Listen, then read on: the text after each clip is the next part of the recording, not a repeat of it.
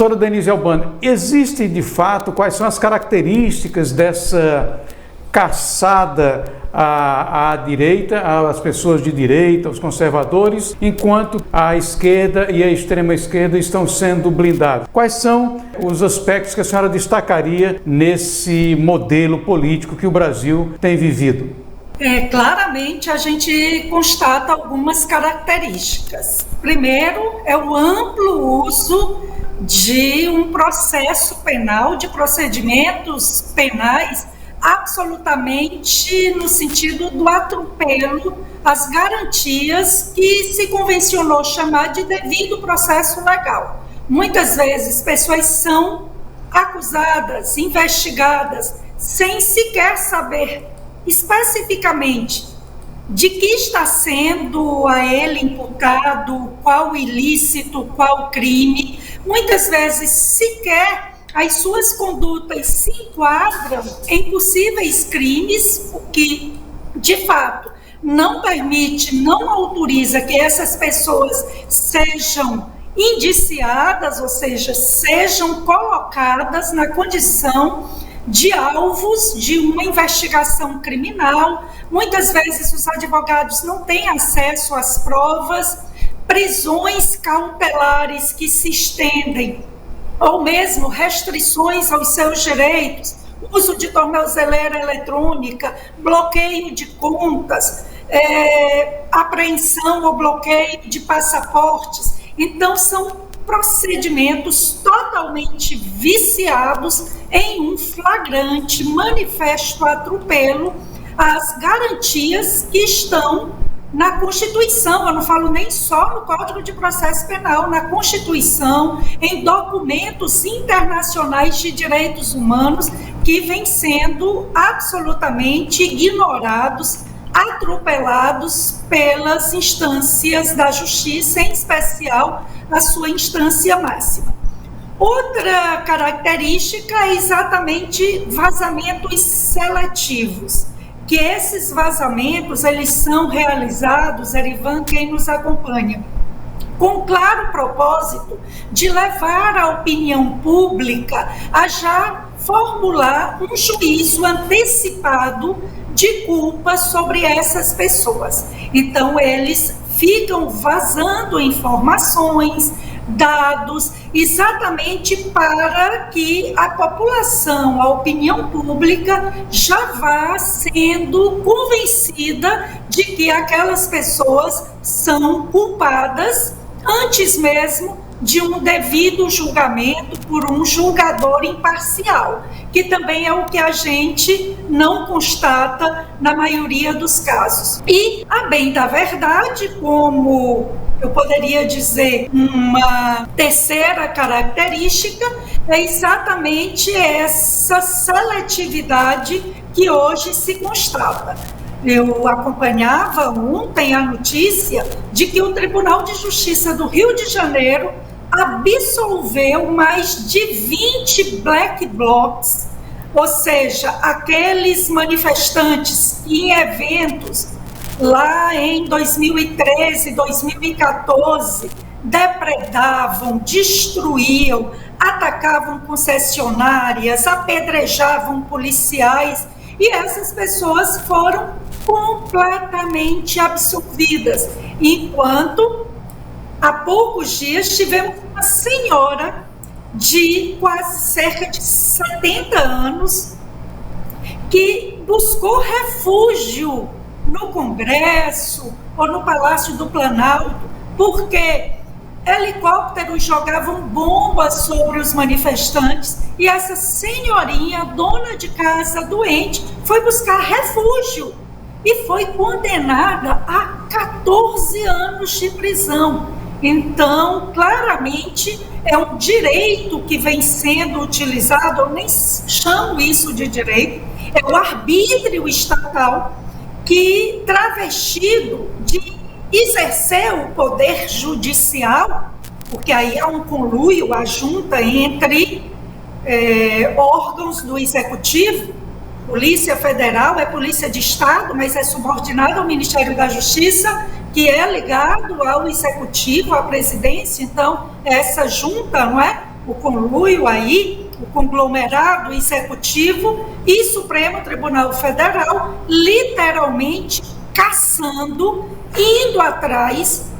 atropelando direitos e garantias fundamentais, de maneira absolutamente seletiva, com vazamento de dados e informações, para criar na população o sentimento de que essas pessoas são criminosas, perigosas, infames, para ir exatamente pavimentando o caminho, e o que temos, a gente pode dizer, é uma suprema injustiça em curso no Brasil nos dias atuais. Essa agressão ao chamado Estado Democrático de Direito, são tantas pessoas fazendo questionamentos no plano interno e até internacionalmente. Como é possível levar à frente esse plano de crueldade que está sendo colocado no país? Tem alguns, eu diria, cúmplices desse estado de coisas. Indiscutivelmente, há aí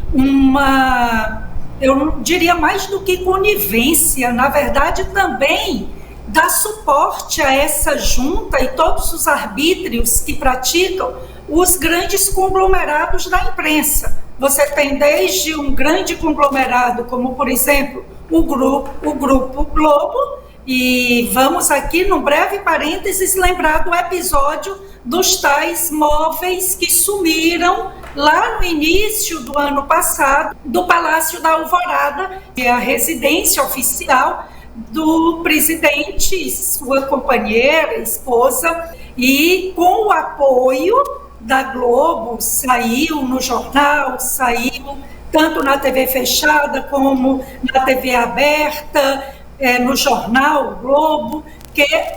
haviam desaparecidos móveis, cama, sofás, obras de arte do Alvorada. E o próprio Lula publicamente atribuiu ao presidente da República, o ex-presidente Jair Bolsonaro, que ele teria lavado esses móveis, se apropriado desses móveis que constituem patrimônio público. Uma jornalista, Natuza Neri, fez um périplo pelo Palácio do Alvorada e, convenientemente, claramente dá para ver que eles não acendem as luzes para dar um ar de penumbra, uma percepção de abandono e deixam ali áreas totalmente sem móveis, exatamente para passar a impressão que alguém passou ali e levou cama, levou sofá, tudo num conluio para exatamente vender a narrativa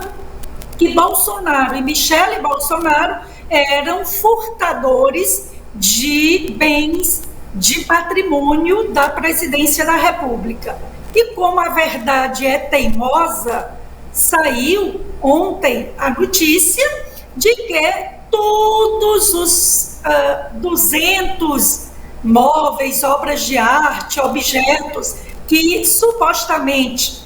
teriam desaparecido há vários meses atrás foram encontrados. Então, esse estado de coisas em que quem é de direita, quem é conservador é perseguido, é caçado, o processo judicial é utilizado para que essas pessoas muitas vezes cumpram, sofram penas sem julgamento. Ou alguém acha que uma pessoa ficar praticamente um ano preso, como uma pessoa que morava na rua, que vivia na rua e que foi absolvido, se esse um ano em que uma pessoa inocente, pobre, o autista que também ficou preso, o jovem autista, o coronel Naime, que está aí preso já, acho que já ultrapassou um ano, se isso já não é uma punição, uma condenação sem julgamento, exatamente porque eles sabem